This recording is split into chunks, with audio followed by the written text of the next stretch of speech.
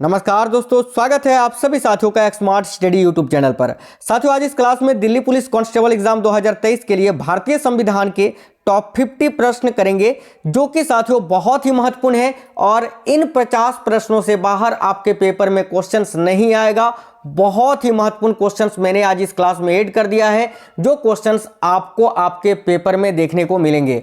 तो बिना देरी किए हुए क्लास शुरू करेंगे। अगर आपका भी पेपर है साथियों दिल्ली पुलिस कांस्टेबल का, तो आज का ये क्लास आपको अंत तक देख लेना है, कोई भी क्वेश्चन को स्किप नहीं करना है। और प्लीज क्लास अगर पसंद आए तो एक लाइक जरूर कर देना और क्लास अपने सभी दोस्तों के साथ जरूर शेयर करिएगा।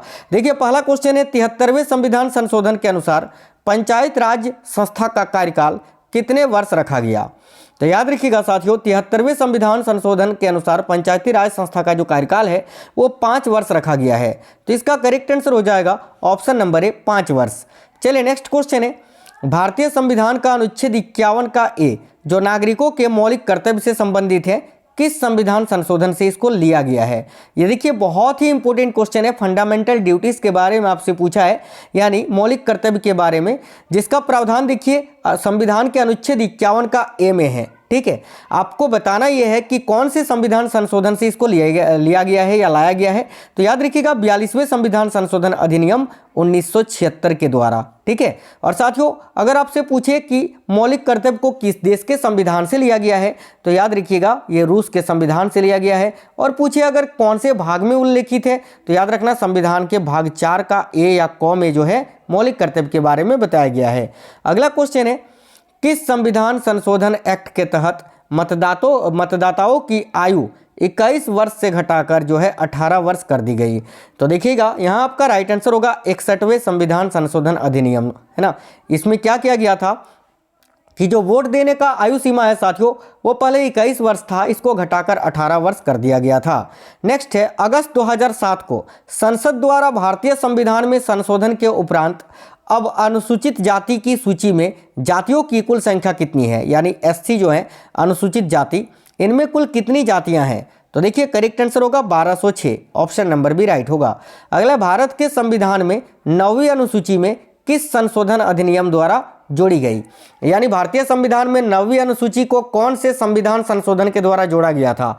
तो देखिए यहाँ आपका करेक्ट होगा पहला संशोधन अधिनियम। देखिए साथियों, जिस टाइम संविधान लागू हुआ था, मूल संविधान में 8 अनुसूची थी, और ये 9वां जो है ना, पहला जो संविधान संशोधन हुआ था उसी में ये 9वीं अनुसूची को जोड़ा गया था। तो करेक्ट होगा ऑप्शन नंबर बी, पहला संशोधन अधिनियम। अगला क्वेश्चन है, भारतीय संविधान के किस संशोधन अधिनियम द्वारा 6 से 14 वर्ष के सभी बच्चों के लिए शिक्षा के अधिकार को मूल अधिकार बनाया गया है? तो देखिए राइट आंसर होगा 86वें संविधान संशोधन अधिनियम के द्वारा, ऑप्शन नंबर बी। यदि भारत के राष्ट्रपति त्यागपत्र देना चाहे तो उन्हें यह त्यागपत्र किसको संबोधित करना होगा? वेरी इंपॉर्टेंट क्वेश्चन है, याद रखिएगा उपराष्ट्रपति को, ऑप्शन नंबर सी। राज्यसभा के सदस्यों की अधिकतम संख्या कितनी होती है? तो देखिए राज्यसभा के सदस्यों की अधिकतम संख्या होती है साथियों 250, और अगर आपसे लोकसभा का पूछे तो याद रखिएगा 552 अधिकतम, है ना। आगे देखिए, निम्नलिखित अनुच्छेदों में से किसमें सहकारी समिति बनाने का अधिकार वर्णित है? तो याद रखिएगा सहकारी समिति बनाने का अधिकार कौन से अनुच्छेद में है? तो संविधान के अनुच्छेद 19 का 1 का खंड सी में, ऑप्शन नंबर 1 करेक्ट हो जाएगा। अगला क्वेश्चन है, पंचायती राज किस सूची का विषय है? तो साथियों देखिए पंचायती राज जो है ये राज्य सूची का विषय है, ऑप्शन नंबर सी करेक्ट हो जाएगा। भारतीय संविधान द्वारा दिए गए निम्नलिखित मौलिक अधिकारों के कारण गैर अनुदान अल्पसंख्यक संस्थानों को आरटीआई अधिनियम के दायरे से बाहर रखा गया है? कौन से अनुच्छेद में? तो याद रखिएगा अनुच्छेद 30 का 1 में, ऑप्शन नंबर डी करेक्ट हो जाएगा। राज्यसभा के सदस्य जो हर दूसरे वर्ष सेवानिवृत्त होते हैं, यानी राज्यसभा के कितने सदस्य होते हैं जो हर दूसरे वर्ष में रिटायर हो जाते हैं? तो याद रखिएगा 1/3 सदस्य, है ना। राज्यसभा के कुल सदस्यों का 1/3 सदस्य जो है हर दूसरे वर्ष में सेवानिवृत्त हो जाते हैं। चलिए नेक्स्ट क्वेश्चन है, ब्रिटिश ने किस वर्ष में भारत की संविधान सभा को बनाने हेतु मांग को स्वीकार कर लिया था? तो देखिए ब्रिटिशों ने जो है भारत के संविधान को बनाने की मांग को कब स्वीकार किया था? तो 1940 में, ऑप्शन नंबर सी। भारतीय संविधान के निम्नलिखित में से किस अधिनियम के अनुसार देखिए संसद में भारत के राष्ट्रपति और दोनों सदन शामिल हैं? यानी राष्ट्रपति, लोकसभा और राज्यसभा, इन तीनों के बारे में किस में बताया गया है, कौन से अनुच्छेद में? तो याद रखिए अनुच्छेद 79 में, है ना। आर्टिकल 79 में यह बताया गया है कि भारत का एक संसद होगा जिसमें भारत के राष्ट्रपति और 2 सदन यानी लोकसभा और राज्यसभा होगा। नेक्स्ट क्वेश्चन है, हमारे राष्ट्र के समक्ष लोगों की आशाओं और आकांक्षाओं के साथ साथ आदर्शों का भी वर्णन कहाँ किया गया है? तो याद रखिए साथियों, भारतीय संविधान की प्रस्तावना में। ऑप्शन नंबर बी राइट होगा। भारतीय संविधान की कौन सी विशेष व्यवस्था दक्षिण अफ्रीका के संविधान से ली गई है? तो देखिए दक्षिण अफ्रीका के संविधान से क्या लिया गया है साथियों यहाँ पर? तो देखिए संसदीय प्रणाली जो है ऑप्शन नंबर ए में, ये ब्रिटेन के संविधान से लिया गया है। मूल अधिकार ये अमेरिका के संविधान से लिया गया है और मूल कर्तव्य मैंने आपको बताया अभी रूस के संविधान से लिया गया है। बच कर रह गया संविधान संशोधन जो कि साउथ अफ्रीका यानी दक्षिण अफ्रीका के संविधान से लिया गया है। तो इसका राइट आंसर होगा ऑप्शन नंबर सी। और याद रखिए संविधान में संशोधन यह संविधान के अनुच्छेद 368 के अंतर्गत किया जाता है। अगला क्वेश्चन है, राष्ट्रीय पिछड़ा वर्ग आयोग की स्थापना कब हुई थी? तो देखिएगा राइट आंसर होगा 1975 में, माफ करना, राष्ट्रीय पिछड़ा वर्ग आयोग की स्थापना 1993 में हुआ था, 1993 में। ऑप्शन नंबर डी करेक्ट है। अगला क्वेश्चन है, भारतीय राजनीतिक पार्टी AITC का पूरा नाम क्या है? तो भारतीय राजनीतिक पार्टी जो है AITC, इसका पूरा नाम आपसे पूछा है तो all India Trinamool Congress correct answer हो जाएगा साथियों। ऑल इंडिया तृणमूल कांग्रेस, जिसकी सरकार अभी पश्चिम बंगाल में बनी हुई है और पश्चिम बंगाल की मुख्यमंत्री कौन है? ममता बनर्जी जी। नेक्स्ट क्वेश्चन है, बसपा का पूरा नाम क्या है? तो साथियों बसपा पार्टी का पूरा नाम क्या है? तो याद रखिएगा Bahujan Samaj party, option number ए। नेक्स्ट है, आम आदमी पार्टी का गठन किस वर्ष किया गया था? तो दिल्ली के जंतर मंतर में आम आदमी पार्टी का गठन हुआ था 2012 में, जिसका चुनाव चिन्ह है झाड़ू और जो कि अभी वर्तमान में दिल्ली में सरकार है और इसके मुख्यमंत्री अरविंद केजरीवाल जी हैं। नेक्स्ट क्वेश्चन है, निम्नलिखित में से कौन सा मौलिक अधिकार नहीं है?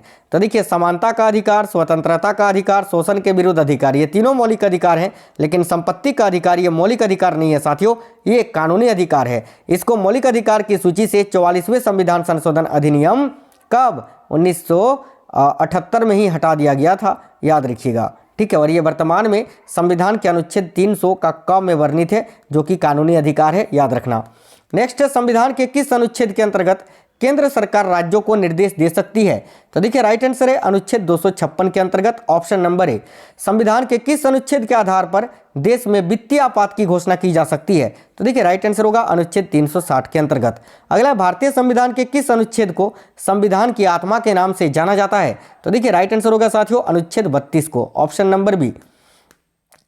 देखिए भारत में कानूनी संप्रभुता किसके पास निहित है? तो याद रखिए भारत में कानूनी संप्रभुता जो है वो भारतीय संविधान के पास निहित है, ऑप्शन नंबर बी करेक्ट होगा। भारतीय संविधान का संरक्षक कौन है? तो याद रखिएगा भारतीय संविधान का संरक्षक कौन होता है? तो बिल्कुल supreme court, option number D. Next है, संविधान में मूल कर्तव्यों को किस समिति की अनुशंसा के आधार पर शामिल किया गया था? तो याद रखिएगा स्वर्ण सिंह समिति की सिफारिशों पर। चलिए नेक्स्ट क्वेश्चन देखिएगा, भारतीय संविधान का निर्माण किसके द्वारा किया गया था? बहुत ही अच्छा क्वेश्चन है, याद रखिए संविधान सभा के द्वारा, ऑप्शन नंबर बी करेक्ट है साथियों। अगला क्वेश्चन है, इनमें से कौन संसद को राज्य सूची के विषयों पर कानून बनाने का अधिकार दे सकती है? तो याद रखिएगा राइट आंसर हो जाएगा राज्यसभा। देखिए राज्यसभा जो है ना साथियों, ये संसद को राज्य सूची के विषयों पर कानून बनाने का अधिकार दे सकती है। नेक्स्ट है, भारतीय संविधान में राष्ट्रपति के चुनाव का तरीका किस देश से लिया गया है? तो याद रखिए भारतीय संविधान में राष्ट्रपति के चुनाव का जो तरीका है वो साथियों आयरलैंड के संविधान से लिया गया है, ऑप्शन नंबर सी। देखिएगा बिहार पुनर्गठन अधिनियम 2000 के अनुसार निम्नलिखित में से किसे सम्मिलित किया गया था? तो याद रखिएगा झारखंड राज्य को। झारखंड जो है साथियों बिहार से अलग हुआ था 15 नवंबर 2000 को, याद रखना। अगला क्वेश्चन है, भारतीय संविधान का कौन सा भाग नागरिकता से संबंधित है? तो देखिए करेक्ट होगा भाग 2, ठीक है। और अनुच्छेद पूछे तो संविधान का अनुच्छेद 5 से 11 जो है ये नागरिकता के बारे में बताता है। नेक्स्ट क्वेश्चन है, भारतीय संविधान के अनुच्छेद 12 से 35 मुख्यतः मौलिक अधिकारों से संबंधित है, जो कि भारतीय संविधान के कौन से भाग में दिए हुए हैं? तो याद रखिएगा भाग 3 में, ऑप्शन नंबर सी। नेक्स्ट है, भारतीय संविधान के अनुच्छेद 56 से 51 मुख्यतः राज्य के नीति निर्देशक तत्वों से संबंधित है, जो कि भारतीय संविधान के किस भाग में दिया गया है? तो याद रखिएगा भाग 4 में, ऑप्शन नंबर सी यहाँ करेक्ट आंसर हो जाएगा। अगला, राज्य के दायित्व के रूप में पंचायतों के गठन का विचार भारतीय संविधान के किस भाग में उल्लेखित है? तो साथियों याद रखिएगा भाग 9 में, है ना, माफ करना, देखिए भाग 9 में भी है और भाग 4 में भी है, याद रखना। यहाँ अध्याय 4 होगा और आपको याद रखना है भाग 9 में भी है ना, भाग 9 में भी अध्याय 4 यहाँ आपका करेक्ट आंसर हो जाएगा और भाग 9 भी आप याद रखना। अगला क्वेश्चन है, भारतीय संविधान के किस भाग में केंद्र सरकार का उल्लेख किया गया है? तो केंद्र सरकार का उल्लेख भाग 5 में किया गया है, ऑप्शन नंबर बी। नेक्स्ट है, प्रारूप समिति के अध्यक्ष कौन थे? सिंपल क्वेश्चन है और इसका आंसर आप लोग कमेंट बॉक्स में कमेंट करके बता दीजिए, मैं नहीं बताऊंगा। बताइए प्रारूप समिति यानी ड्राफ्टिंग कमेटी के अध्यक्ष कौन थे? बी एन राव, जेबी कृपलानी, वल्लभ भाई पटेल या भीमराव अंबेडकर? सभी साथी इसका आंसर कमेंट बॉक्स में करेंगे। नेक्स्ट क्वेश्चन है, भारतीय नागरिकों को प्राप्त मूल अधिकारों की संख्या कितनी है? वेरी वेरी इंपॉर्टेंट क्वेश्चन है। तो देखिए मूल अधिकारों की संख्या कितनी है साथियों? तो याद रखिएगा 6 है ना, ऑप्शन नंबर भी करेक्ट है। पहले 7 थी लेकिन वर्तमान में 6 ही मूल अधिकार हैं, आपको याद रखना है। नेक्स्ट है, डॉक्टर राजेंद्र प्रसाद को स्थायी अध्यक्ष कब चुना गया था? यहाँ पर एक चीज याद रखिए साथियों, संविधान सभा का गठन हुआ था 9 दिसंबर 1946 को, ठीक है। और पहले दिन की अध्यक्षता किसने की थी? तो डॉक्टर सच्चिदानंद सिन्हा जी ने अस्थायी रूप से, ठीक है। कब की थी? 9 दिसंबर 1946 को। और फिर बाद में जो है स्थायी अध्यक्ष बने थे डॉक्टर राजेंद्र प्रसाद। और कब बने थे? तो याद रखना 11 दिसंबर 1946 को। तो इस क्वेश्चन का राइट आंसर होगा ऑप्शन नंबर ए, 11 दिसंबर 1946। नेक्स्ट है, संविधान सभा का उपाध्यक्ष के रूप में किसे चुना गया था? तो देखिएगा संविधान सभा का उपाध्यक्ष के रूप में किसे चुना गया था? तो हरेंद्र कुमार मुखर्जी जी को।